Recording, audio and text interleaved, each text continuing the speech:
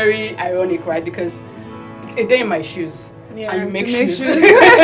So I'm actually going to wear one of the shoes that you make now because I'm really in your shoes. Yeah, so really.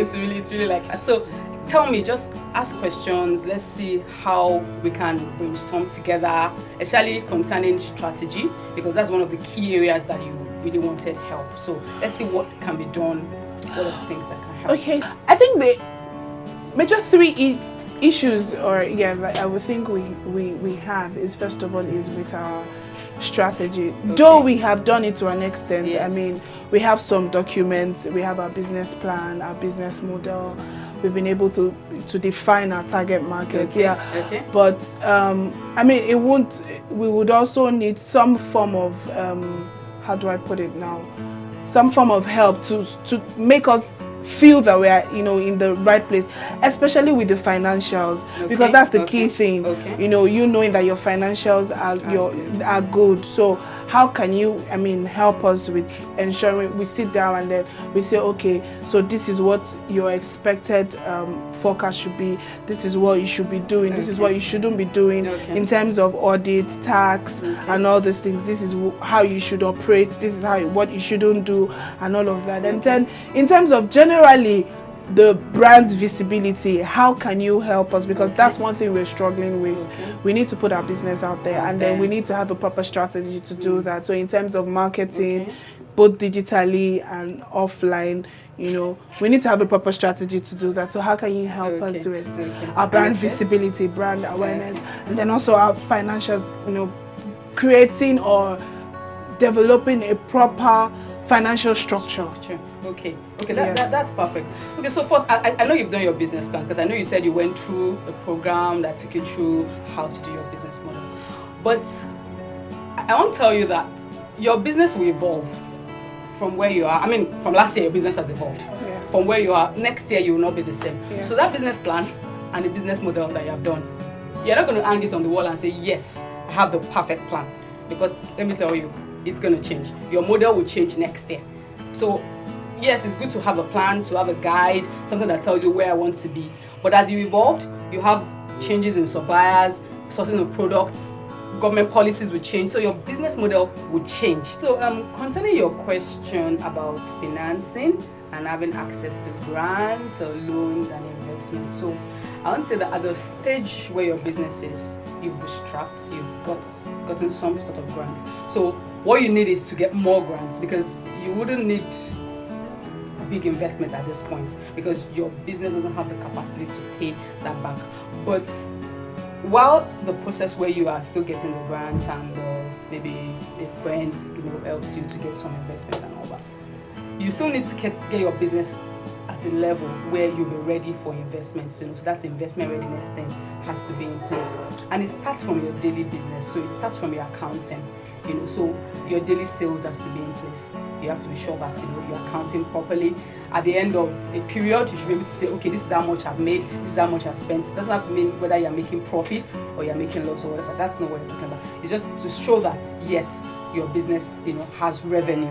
Your business has revenue. Your business is so it has cash flow and everything. That's one. Then the second thing is to put structure in place. So, and I like the fact that you're starting on the right track. So you need to now, as you grow, you need to have some sort of structure that has corporate governance. Like, okay, this, the roles of different people in the organization. So, and I think that will take me kind of touching a little on the next step. There's a key role that networking or having strategic partners will do in your business to leverage, to leapfrog you from where you are. So if you do everything on your own, there's a limit to how fast and how well you can grow. But if you find people that have common mindset and common interest, you might be able to achieve more when in a shorter time. So remember you said something earlier on about that the manufacturing industry or the people that are into leather, that it's good if they could come together and have like a common voice. You said something like that. So I think that kind of initiative will help you, because you see people that are doing things that you do. So the problems that you have with whether getting products, getting your leather, those kind of things, people that have the same drive, you start looking for ways to resolve those kind of things. So it's probably a drive that you might want to initiate and so this kind of thing. So bring it back to your business. I think you need to start putting things like structures in place in terms of,